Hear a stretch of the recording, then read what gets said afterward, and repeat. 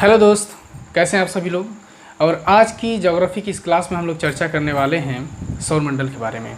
छात्रों, इससे पहले मैंने 2 वीडियो बना रखी हैं जिसमें ब्रह्मांड की उत्पत्ति के बारे में हम लोग चर्चा कर चुके हैं और आकाशगंगा के बारे में हम लोग चर्चा कर चुके हैं।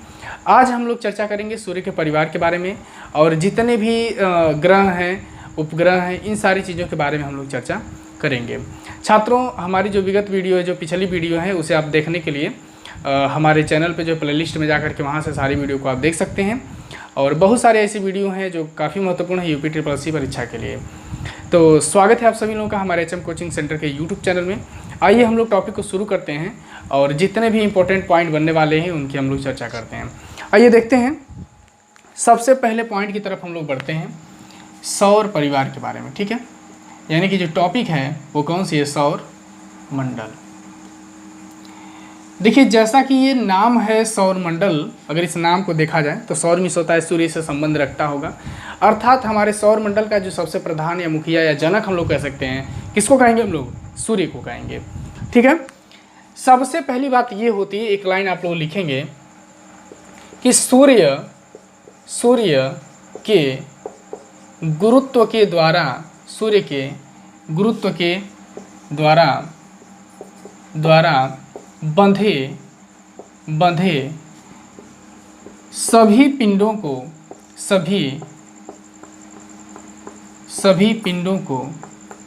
सूर्य के गुरुत्व के द्वारा बंधे सभी पिंडों को सौरमंडल कहा जाता है। सौरमंडल कहा जाता है, यानी कि सूर्य के गुरुत्वाकर्षण बल से जितने भी पिंड बंधे हुए हैं उन्हें हम लोग क्या कहते हैं? सौरमंडल कहते हैं। सौरमंडल में क्या क्या है, अगर इसकी हम लोग बात करते हैं तो सौरमंडल में ग्रह है, उपग्रह है, इसके बाद क्या है? क्षुद्र ग्रह, उल्कापिंड हो जाएगा, क्षुद्र ग्रह के बाद उल्कापिंड हो जाएगा, धूमकेतु आदि। ठीक है, यानी कि ये सभी जो पार्ट हैं, किसके पार्ट हैं? सौरमंडल के पार्ट कहे जाते हैं। ठीक है, आप लोग देख सकते हैं ग्रह, उपग्रह, क्षुद्र ग्रह, उल्कापिंड, धूमकेतु, ठीक है, पुच्छल तारे, ये सभी जो हैं क्या हैं? तो ये सौरमंडल के पार्ट हैं। आपसे प्रश्न पूछ सकता है कि निम्नलिखित में से वो कौन सा है जो सौरमंडल का पार्ट नहीं है। छात्रों, इससे पहले हम लोग आकाशगंगा की हम लोग बात किए थे, तो हमने बताए थे उसमें कि एक प्रश्न बनता है कि हमारा सौरमंडल किस आकाशगंगा में स्थित है। तो ध्यान दीजिएगा, ये जो सौरमंडल है हमारा, ये किस आकाशगंगा में है? तो ये है आपका दुग्ध मेखला। किसमें? दुग्ध मेखला, या इसे हम लोग कहते हैं क्या? मिल्की वे। यानी कि हमारा सौरमंडल जिस आकाशगंगा में है उसका नाम क्या है?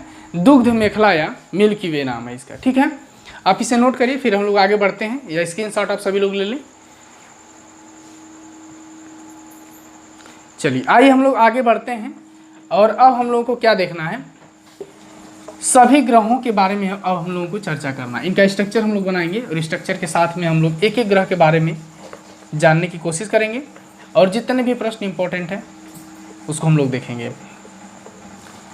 छात्रों, एक बार 2 सेकंड का टाइम लेकर के आप सभी लोग वीडियो को ज़्यादा से ज़्यादा शेयर कर दीजिए, क्योंकि और भी बच्चे हैं जो तैयारी करने वाले हैं, उनको वीडियो प्राप्त हो जाए। और यदि आप हमारे चैनल पर नए हैं और वीडियो को पहली बार देख रहे हैं तो चैनल को ज़रूर सब्सक्राइब करें और घंटी को दबा लें, बेल आइकन को ऑन कर लें, जिससे हमारी जो वीडियो है वो आपको मिल सके।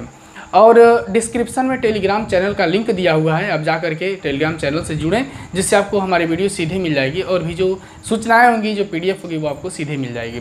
ठीक है, तो टेलीग्राम चैनल से आप सभी लोग जुड़ें।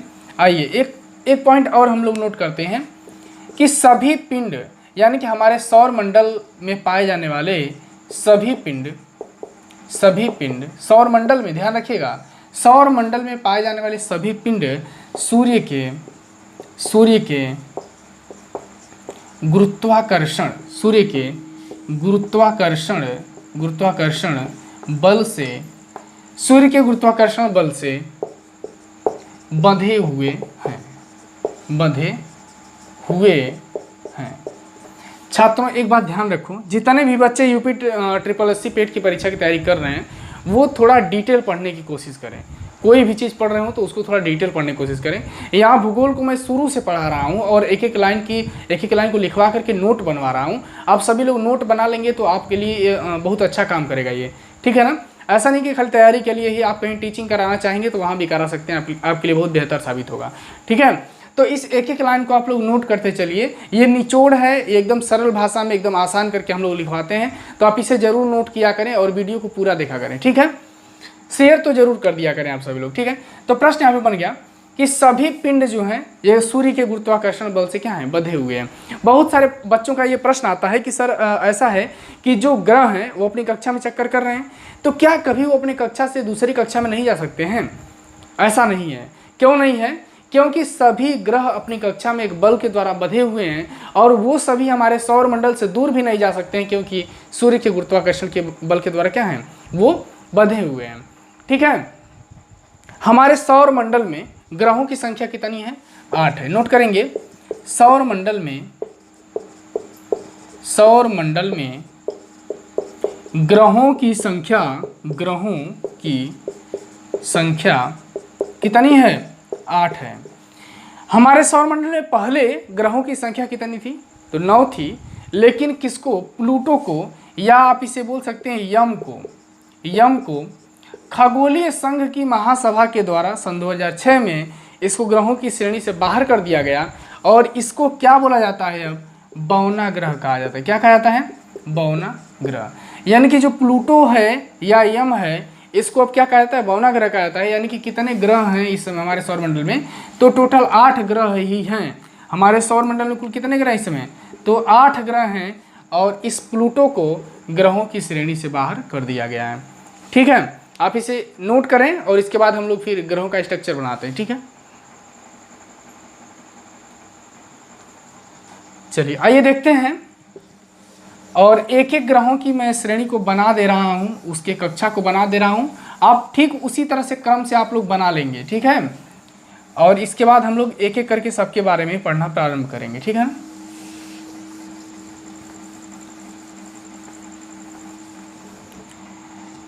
चलिए आइए देखते हैं हम लोग। सबसे पहले हम लोग देखेंगे यहाँ पर सूर्य को, ठीक है। सबसे पहले यहाँ पर हम लोग किसको बनाएंगे? सूर्य को। सूर्य हमारे सौर मंडल का प्रधान या मुखिया है, और इसके बाद का जो ग्रह है वो कौन सा है? तो वो है आपका बुध ग्रह, ठीक है। बुध ग्रह के बाद यहाँ पर आता है आपका शुक्र ग्रह।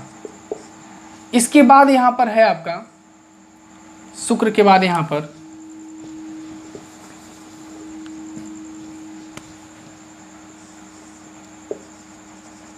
पृथ्वी हो जाएगी।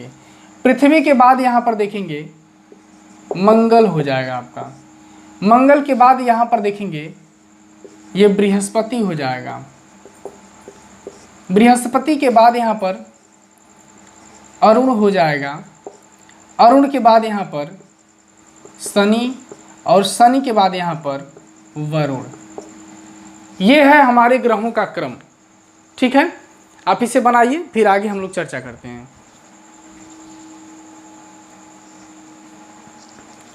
चलिए एक चीज़ और है, यहाँ बीच में कुछ छोटे छोटे पिंड जो सूर्य का चक्कर करते हैं, इसे आप जरूर बना लें, जो बृहस्पति और मंगल की कक्षाओं के बीच में पाए जाते हैं, ठीक है। ये छोटे छोटे पिंड हैं जो सूर्य का क्या करते हैं? चक्कर करते हैं, ठीक है ना। ये सूर्य है आपका, जो हमारे सौर मंडल को क्या करता है? प्रकाशमान करता है, सबको प्रकाश देता है, ठीक है।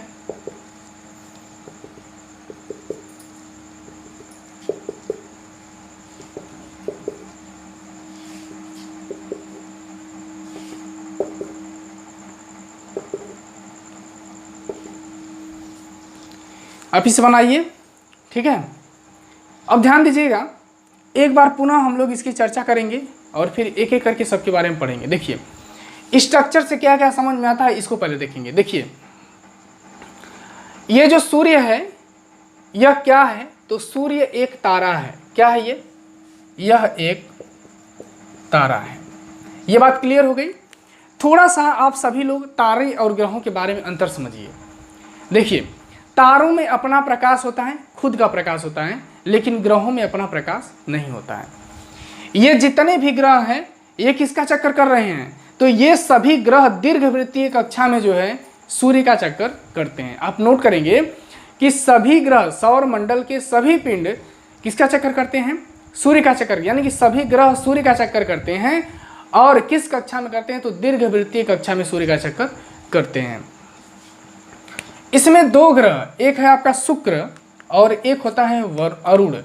ये शुक्र हो गया और ये अरुण हो गया आपका। ये दो ऐसे ग्रह हैं हमारे सौर मंडल के जो सूर्य का चक्कर अन्य ग्रहों से विपरीत दिशा में करते हैं।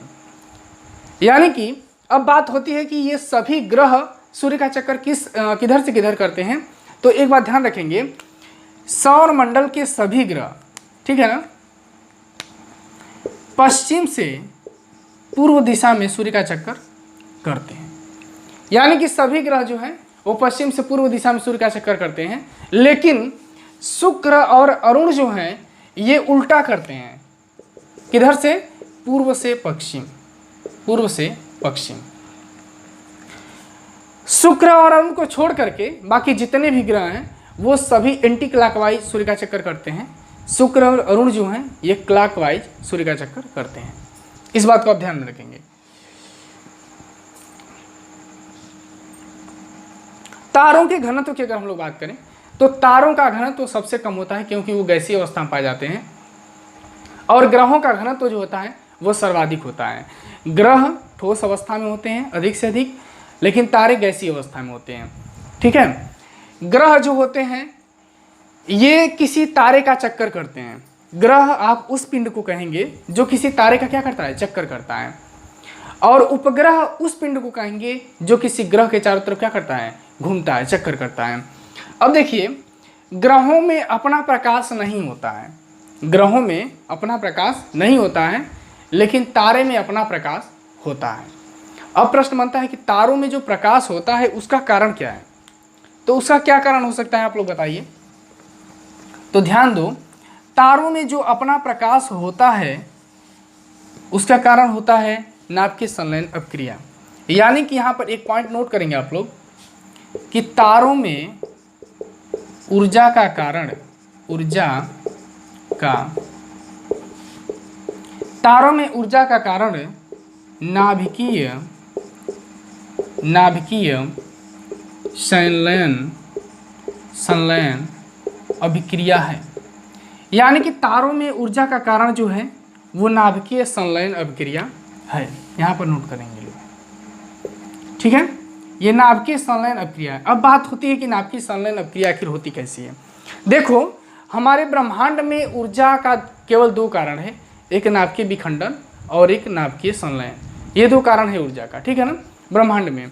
अब ध्यान दीजिए, नाभिकीय संलयन अभिक्रिया में दो छोटे नाभिक मिल करके एक बड़े नाभिक का क्या करते हैं? निर्माण करते हैं। उसे हम लोग नाभिकीय संलयन अभिक्रिया कहते हैं। और जब कोई भारी नाभिक तमाम छोटे छोटे नाभिकों में टूट जाता है तो उसे हम लोग क्या कहते हैं? उसे हम लोग विखंडन अभिक्रिया कहते हैं। उसमें भी ऊर्जा उत्पन्न होती है और नाभिकीय संलयन अभिक्रिया में भी ऊर्जा क्या होती है? उत्पन्न होती है। जैसे अगर नाभिकीय संलयन अभिक्रिया को हम लोग देखें तो इसमें क्या होता है? 1H1 प्लस 1H1 मिल करके क्या बनाता है? 2He4 हीलियम बनाता है। और इसमें से अपार मात्रा में ऊर्जा क्या होती है? विमुक्त होती, ऊर्जा निकलती है। ठीक है, यानी कि दो हाइड्रोजन मिल करके एक हीलियम को बनाते हैं और इसमें से बहुत अधिक मात्रा में ऊर्जा क्या होती है? उत्पन्न होती है। ठीक है, और यही कारण है कि तारों में अपना खुद का प्रकाश क्या होता है? बना रहता है। तो आपसे प्रश्न केवल इतना करता है कि तारों में ऊष्मा का कारण क्या है? ऊर्जा का कारण क्या है? तो तारों में ऊर्जा का कारण एकमात्र है आपका क्या? नाभिकीय संलयन अभिक्रिया है आपका, ठीक है ना। यही तारों में ऊर्जा का सबसे प्रमुख कारण होता है। और यही कारण सूर्य में भी है। सूर्य में भी हाइड्रोजन जो है हीलियम में लगातार बदल रहा है, जिसके कारण इसमें ऊर्जा क्या होती है? उत्पन्न होती है। और किसी भी तारे का जिस दिन हाइड्रोजन खत्म हो जाएगा वो तारा मृत अवस्था को प्राप्त करता है और उससे निकलने वाला प्रकाश खत्म हो जाता है। ठीक है, इसे नोट करिए आप लोग, फिर आगे बढ़ते हैं हम लोग।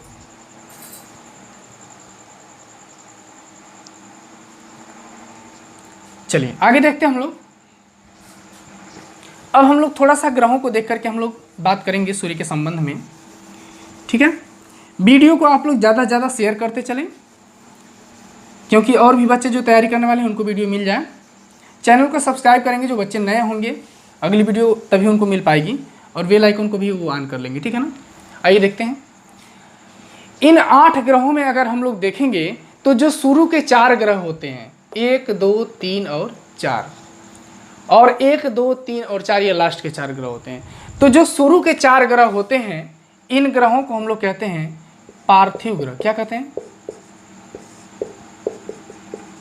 पार्थिव ग्रह इनको कहेंगे हम लोग, या इनको आंतरिक ग्रह कहते हैं। क्या कहते हैं? आंतरिक ग्रह। ये प्रश्न पूछता है कि पार्थिव ग्रह या आंतरिक ग्रह हम लोग किसे कहते हैं, तो ध्यान दो, बुध, शुक्र, पृथ्वी और मंगल। यानी कि बुध, शुक्र, पृथ्वी और मंगल, ये जो शुरू के 4 ग्रह होते हैं इन्हें हम लोग पार्थिव या आंतरिक ग्रह कहते हैं। दूसरे पॉइंट की तरफ हम लोग बढ़ते हैं तो बृहस्पतीय ग्रह, आप यहाँ कह सकते हैं बृहस्पतीय या बाह्य या जोवियन ग्रह। तो ये लास्ट वाले जो 4 होते हैं इन्हें हम लोग बाह्य ग्रह कहते हैं, जिसमें आपका हो जाएगा बृहस्पति हो जाएगा, अरुण हो जाएगा और शनि हो जाएगा और वरुण हो जाएगा। यहाँ पर सॉरी थोड़ा सा ध्यान देंगे आप सभी लोग, इस बृहस्पति के बाद जो है यहाँ पर शनि होता है। ठीक है ना, इसे आप लोग शुद्ध कर लेंगे। यहाँ पर शनि होता है और यहाँ पर जो है अरुण होता है, मिस हो गया था, अरुण होता है। ठीक है ना, इसको बच्चों सुधार लेना आप सभी लोग, एक बार फिर से मैप में सुधारेंगे आप लोग। बृहस्पति के ठीक बाद यहाँ पे शनि होता है, फिर अरुण होता है, फिर वरुण होता है। एक बार शुरू से आप लोग देखेंगे, बुध, शुक्र, पृथ्वी, मंगल, बृहस्पति, शनि, अरुण और वरुण। अब सही है, अब कोई दिक्कत नहीं है, थोड़ा सा मिस्टेक हो गया था। यहाँ पर आप सभी लोग सुधारें, जो लोग अरुण लिखे हैं वो लोग यहाँ पे शनि लिखेंगे। ठीक है ना, तो आइए देखते हैं हम लोग। बृहस्पति के बाद यहाँ पर शनि हो जाएगा, शनि के बाद यहाँ पर बृहस्पति, शनि, अरुण और वरुण। यानी कि बृहस्पति ग्रहों की अगर हम लोग बात करेंगे तो 4 ग्रह लास्ट वाले जो होते हैं बृहस्पति, शनि, अरुण और वरुण होते हैं। अगला प्रश्न यहाँ से बनता है क्या कि सूर्य के सबसे नज़दीक का ग्रह कौन सा है? तो आप यहाँ पर देख करके बताएंगे इस मैप को, यही इनका क्रम है, यह क्रम आपको याद होना चाहिए।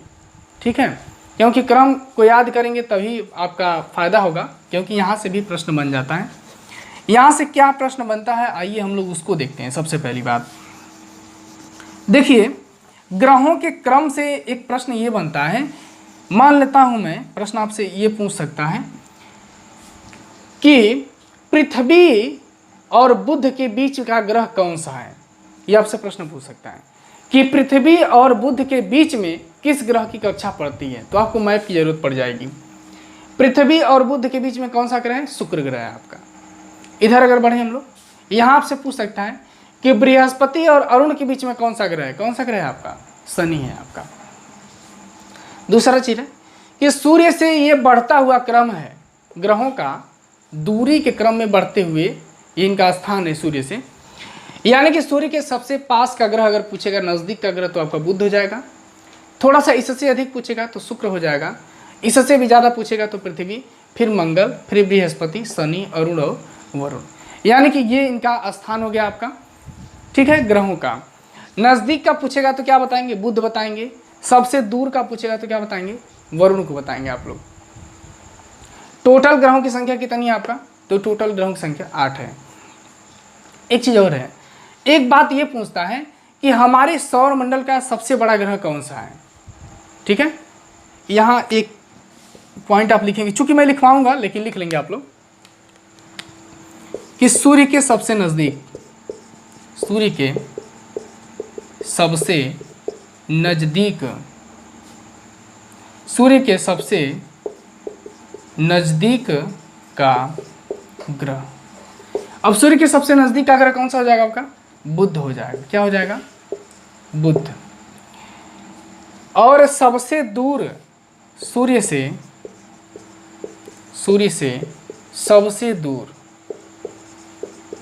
सबसे दूर का ग्रह, यानी कि सूर्य से सबसे ज़्यादा दूरी पर कौन सा ग्रह है? तो आपका हो जाएगा वरुण, नेपच्यून जिसे हम लोग कहते हैं। इन सारे ग्रहों के बारे में मैं एक एक करके चर्चा करूंगा, सबको लिखवाऊंगा, तो आप लोग अगली वीडियो में भी बन रहे हैं, कुछ और भी पॉइंट्स आपको अगली वीडियो में मिल सकता है। ठीक है, लगातार भूगोल की सीरीज के साथ आप सभी लोग बने रहिए, चैनल को सब्सक्राइब कर लीजिए क्योंकि ये सारे ग्रहों को मैं लिखवाऊंगा। ठीक है, सूर्य के सबसे नज़दीक का ग्रह कौन सा है? बुध हो जाएगा। सूर्य के सबसे दूर का ग्रह कौन सा है? वरुण हो जाएगा। अब एक चीज़ और प्रश्न आपसे करता है कि बृहस्पति और मंगल के बीच में कुछ छोटे छोटे पिंड हैं जो सूर्य का चक्कर करते हैं, उन्हें हम क्या कहते हैं? ये प्रश्न पूछता है। प्रश्न दूसरे तरीके से भी पूछ सकता है कि क्षुद्र ग्रहों का स्थान सौर मंडल में कहाँ है, किन ग्रहों के बीच में है? तो आप क्या बताएंगे? जब तक नहीं जानेंगे मैप को तब तक नहीं बता पाएंगे। ध्यान दीजिए कि सूर्य, रुक जाओ, देखिए ध्यान देंगे आप सभी लोग, मंगल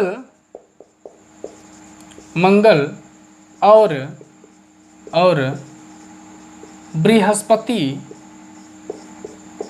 की कक्षा के बीच में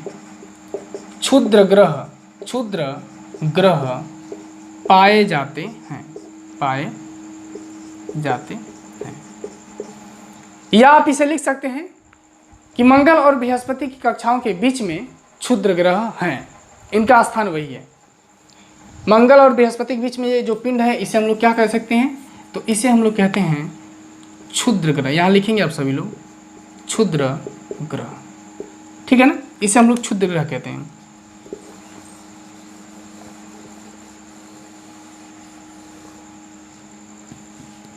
इधर मैं लिख दे रहा हूँ, ये है क्षुद्र ग्रह, ठीक है ना, आप लोग नोट कर लीजिएगा, क्षुद्र ग्रह।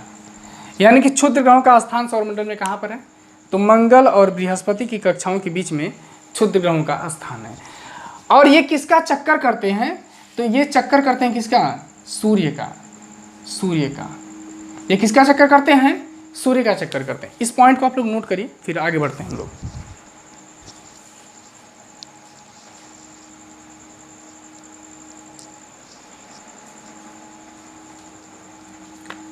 ठीक है, चक्कर, यानी कि ये सूर्य का क्या करते हैं? चक्कर करते हैं। ठीक है, चल इसको मैं मिटा दे रहा हूं।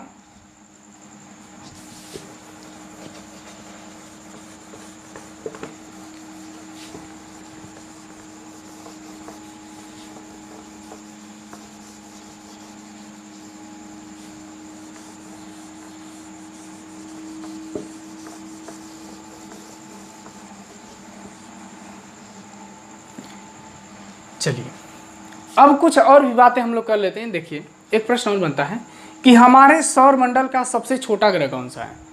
ये भी प्रश्न पूछ लेता है। तो सौर मंडल का सबसे छोटा पूछे आपसे, सौर मंडल का सबसे छोटा ग्रह, सौर मंडल से का सबसे छोटा ग्रह आपसे पूछ सकता है, तो क्या बताएंगे? बुध को बताएंगे। क्या बताएंगे? बुध को। सौर मंडल का सबसे बड़ा ग्रह पूछ सकता है आपसे, सौर मंडल का सबसे बड़ा ग्रह। सबसे छोटा बुध हो गया, सबसे बड़ा अगर पूछेगा क्या बताएंगे? बृहस्पति बताएंगे, बृहस्पति। ठीक है, तो ये रहा इनका क्रम। एक चीज और है, सबसे बड़ा बृहस्पति होता है, फिर शनि होता है, फिर अरुण होता है, फिर वरुण होता है। इसके बाद आप आते हैं पृथ्वी के बाद होता है शुक्र के बाद आता है मंगल, और मंगल के बाद आता है बुध। यानी कि सौर मंडल में सबसे छोटे ग्रह की अगर हम लोग बात करेंगे तो बुध हो जाएगा, और सबसे बड़े ग्रह की बात करेंगे सौर मंडल में तो बृहस्पति हो जाएगा आपका। बृहस्पति अगर ऑप्शन में नहीं है तो बृहस्पति के बाद कौन होगा? शनि होगा। शनि के बाद अरुण हो जाएगा, अरुण के बाद वरुण होता है, ध्यान दीजिएगा। और हमारी पृथ्वी का यानी कि आकार के दृष्टिकोण से घटते हुए क्रम में हमारे पृथ्वी का जो स्थान आता है वो किस स्थान पे? तो 5वें नंबर पे आता है। देखिए कैसे, बृहस्पति, शनि, अरुण और वरुण। सबसे पहले जब क्रम को घटाना होगा आकृति के अनुसार, इनके बड़ा से छोटे की तरफ बढ़ना होगा, तो आप इधर से 4 को घटाएंगे, सबसे बड़ा बृहस्पति हो जाएगा, फिर शनि हो जाएगा, फिर अरुण हो जाएगा, फिर वरुण हो जाएगा। इतना क्लियर हो गया। यहाँ से आइएगा तो सीधा इधर आएंगे पृथ्वी पर, और पृथ्वी की बहन की तरफ बढ़ेंगे आप लोग। शुक्र है, चूँकि आकृति जब लगभग सेम होगी तो उसकी बहन हो सकती है वो, यानी कि पृथ्वी आएगा। तो 1 2 3 4 और ये 5वां ग्रह हो जाएगा आपका पृथ्वी। यानी कि पृथ्वी आकृति घटते हुए क्रम की अगर हम लोग बात करेंगे तो 5वें नंबर पे होता है। इसके बाद शुक्र आता है 6वें नंबर पे, मंगल हो जाएगा 7वें पे, और बुध हो जाएगा आपका 8वें पे, अर्थात बुध सबसे छोटा ग्रह होता है। अगला प्रश्न है, यहाँ से अगला पॉइंट बनता है कि सर्वाधिक घनत्व किसका है? सर्वाधिक घनत्व पूछता है। सर्वाधिक घनत्व किस ग्रह का है? किस ग्रह का है? तो सबसे अधिक घनत्व अगर किसी का है तो पृथ्वी का है। किसका है आपका? पृथ्वी का है सबसे अधिक घनत्व। और सबसे कम घनत्व को पूछेगा, सबसे कम घनत्व, सबसे कम घनत्व को अगर पूछेगा तब आपका शनि हो जाएगा। शनि का घनत्व इतना कम है, शनि का घनत्व जो होता है वो इतना कम होता है कि अगर इसको पानी में रख दिया जाए तो तैरने लगेगा। ठीक है, इतना अधिक कम होता है। ठीक है, एक बात और सौरमंडल को पढ़ने के लिए या भूगोल को पढ़ने के लिए आप लोग याद रखेंगे कि प्रकाश वर्ष जो होता है वो किसका मात्रक होता है, ये प्रश्न पूछता है। तो प्रकाश वर्ष जो होता है ना वो दूरी का मात्रक होता है। ठीक है, और एक प्रकाश वर्ष बराबर आप लोग जानते हैं कि सूर्य के प्रकाश को एक वर्ष में जितना समय लगता है चलने में उसी को हम लोग वो प्रकाश जितनी दूरी तय करता है उसी को हम लोग एक प्रकाश वर्ष कहते हैं। और प्रकाश की चाल कितनी होती है? तो 9.46 कितनी होती है? 9.46 × 10⁻12 किलोमीटर होती है। प्रकाश की चाल ये होती है। इसे आप लोग याद कर लेंगे, लिख लेंगे कि प्रकाश की चाल कितनी होती है? 9.46 × 10⁻12 किलोमीटर प्रति सेकंड होती है। ठीक है, इसे नोट कर लेंगे आप लोग। ठीक है, और प्रकाश वर्ष आप लोग समझ सकते हैं कि कितना ज़्यादा दूरी वो तय करता है। ठीक है ना, और एक प्रकाश वर्ष को आप लोग नोट कर सकते हैं। प्रकाश की चाल ये हो सकती है कि 9.46 × 10⁻12 किलोमीटर। नोट करिए इसको, फिर आगे हम लोग बढ़ते हैं। ठीक है,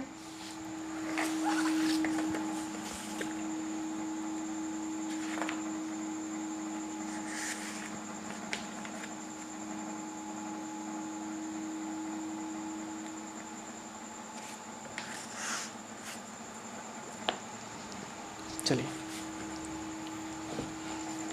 चल ये रहा पॉइंट्स। और यहाँ प्रकाश की ये प्रकाश वर्ष का मान है आपका। प्रकाश लगभग 3 लाख किलोमीटर प्रति सेकंड की स्पीड से चलता है।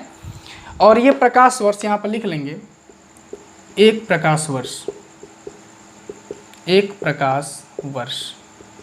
यानी कि एक प्रकाश वर्ष का ये मान है आपका कितना? 9.46 × 10⁻12 किलोमीटर प्रति सेकंड। ये एक प्रकाश वर्ष का क्या है? चाल है, किलोमीटर। ठीक है ना, 9.46 × 10⁻12 किलोमीटर, 12 किलोमीटर प्रति सेकंड यहाँ पे नहीं रहेगा आपका, 12 किलोमीटर हो जाएगा। ठीक है, और प्रकाश वर्ष जो होता है दूरी का मात्रक होता है। सबसे बड़ी दूरी का मात्रक जो होता है पारसेक होता है। पारसेक का अगर देखेंगे आप लोग मान कितना होता है, पहले इसको मिटाइए फिर मैं लिखवा देता हूँ। ठीक है,